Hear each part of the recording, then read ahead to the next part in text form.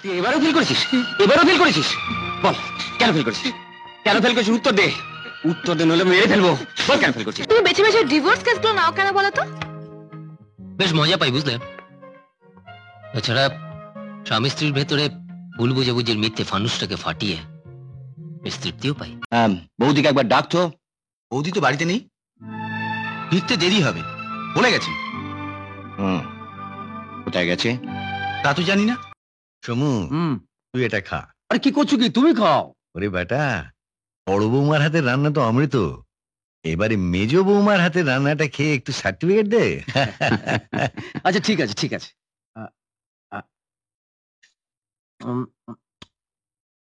ভালো, খুব ভালো। তবে বেঁচে বেঁচে লক্ষ্মী বৌমাদের সব ঘরে আনছি। এইবারে আমার ছোট বেটা একটু মাধ্যমিকটা পাশ করে নিজের পায়ে দাঁড়ালে আমার সব স্বাদ পূর্ণ হবে। বাহ, এতদিনে খাবার স্বাদটা মিটলো। আবুজির হাতে রান্না খেয়ে কি আর তৃপ্তি হয়? রিয়ালি বৌমা, তুমি চাপটা কিন্তু দারুণ রেঁধেছ। পাপি, শুধু রান্না করে আমার সময় কাটছে না। বেশ তো, আর কি করলে তোমার সময়টা কাটবে বলো? একটা চাকরির অফার পেয়েছি, বিয়ের আগেই অ্যাপ্লাই করেছিলাম। করবো বাপি। কেন, তোমার ওই চাকরির কি দরকার? বারে, তুমি বাপির সঙ্গে প্র্যাকটিসে যাচ্ছ, কোর্ট মক্কেল নিয়ে ব্যস্ত থাকো, আর আমার সময় কাটে কি করে? জয়, অনিমা কিন্তু ঠিকই বলছে, প্রত্যেকটা আমাদের ভাবা উচিত। না, তুমি চাকরিটা নিয়ে নাও। থ্যাংক ইউ বাপি, কিন্তু একটা শর্ত আছে। কি শর্ত বলুন? নিজে রেঁধে নিজে হাতে করে প্রত্যেক দিন আমাকে ডিনার খাওয়াতে হবে। শর্তে রাজি আছি, রোজ খাওয়াবো, ভুল হবে না? হ্যাঁ, ভুল যেন না হয়। ওই যা বললুম, সকালে নাচবেন বড় বৌমা, রাত্রিরে মেজ বৌমা। বড় বউ তোমার ছুটি। বৌমা, হ্যাঁ বাবা। একটু জল দাও। হ্যাঁ। কি হয়েছে? কি হলো বৌমা? কি হয়েছে সীতা? হ্যাঁ? দাদা, দাদা তুই যাস, আমি ডাক্তার ডেকে আনছি। হ্যাঁ ঠিক আছে। সীতা, কি হলো? এই সমু, হ্যাঁ ওকে ঘরে নিয়ে চল। হ্যাঁ। বৌমা, কিরকম বুঝছেন ডাক্তারবাবু? রোগটা একটা সাংঘাতিক ব্যাপার ঘটে গেছে।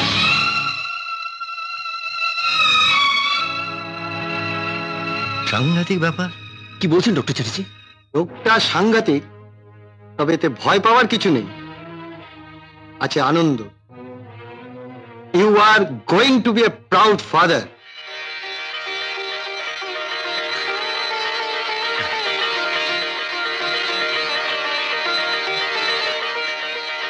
আচ্ছা চলি।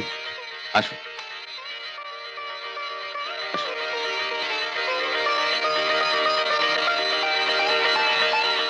সোনু, এই সময় বৌমাকে কটা দিন বাপের বাড়ি রেখে আয়, ওখানে থাকলে কটা দিন বিশ্রাম পাবে। আর তাছাড়া এই সময় মেয়েদের বাপের বাড়িতেই থাকতে হয়। সত্যি? হ্যাঁ রে, বিশ্বাস কর, ডাক্তারের কাছ থেকে শোনার পর থেকে আমি যেন নিজেকে ধরে রাখতে পারছি না। আমার মনে হচ্ছে আমি এই পৃথিবীর সব থেকে সুখী মানুষ। ভগবান আমার সব স্বাদ একটা একটা করে পূর্ণ করে দিচ্ছেন রে। আমার দাদু ভাইকে নিয়ে আমার বাকি জীবনটা এরকম হাসতে হাসতে কেটে যাবে রে। আগেই জেনে গেলি দাদু ভাই আসছে, দিদি ভাইও তো আসতে পারে।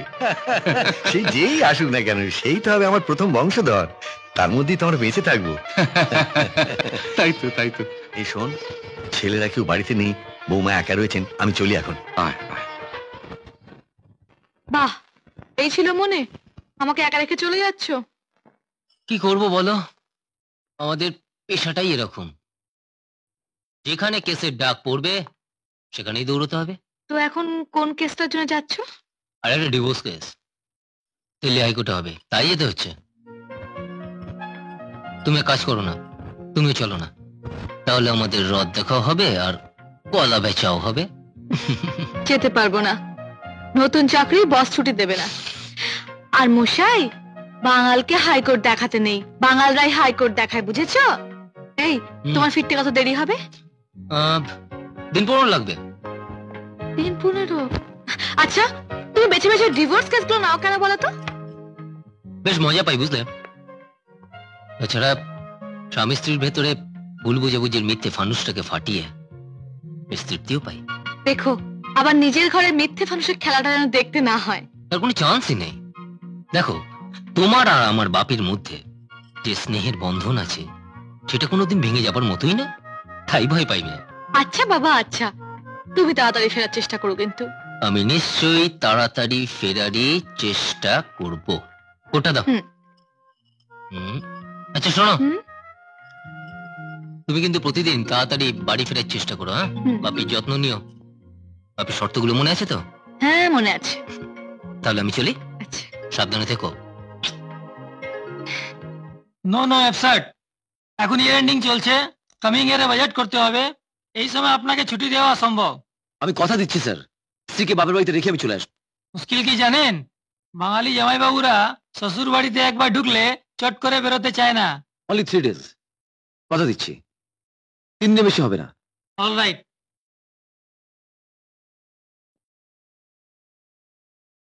কথাটা মনে থাকে যেন।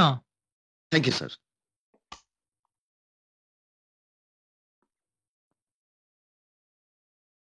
আরে বৌদি অফিস থেকে ফিরেছেন?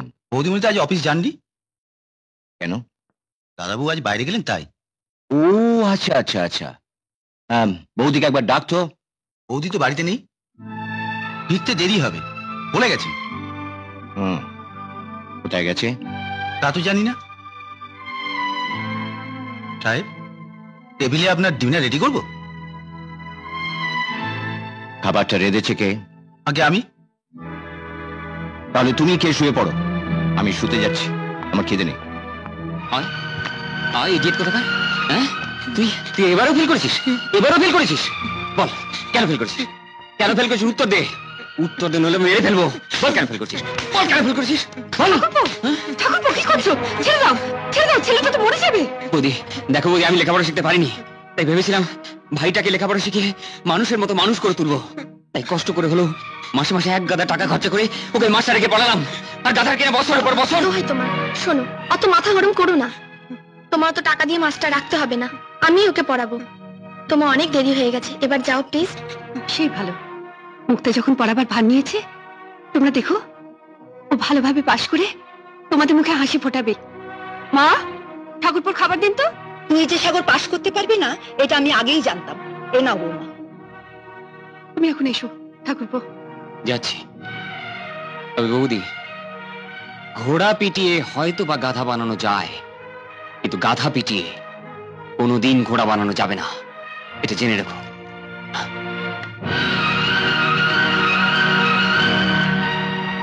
মুক্তা, আমি যতদিন থাকবো না ততদিন সাগরের ভার তোর উপর রইল ভাই।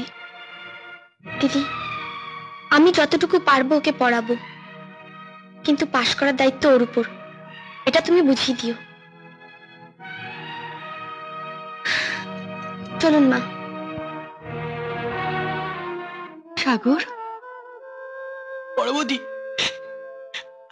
আমি আমি বিষ খাবো পরবর্তী। এরা এরা কেউ আমাকে চায় না, আমি বাঁচতে চাই না পরবর্তী, আমি বাঁচতে চাই না। ছি ভাই, ছেলেদের এইটুকুতে ভেঙে পড়লে চলে? আমি বলছি তুমি সামনে বারে ভালোভাবে পাশ করে সকলকে চমকে দেবে।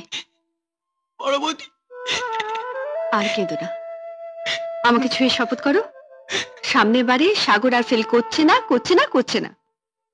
আমি তোমাকে ছুঁয়ে শপথ করছি বৌদি, আমি সামনের বারে আর ফেল করব না, আমি পাশ করে তোমার তোমার মান রাখবো বৌদি, তোমার মান রাখবো। সাগর,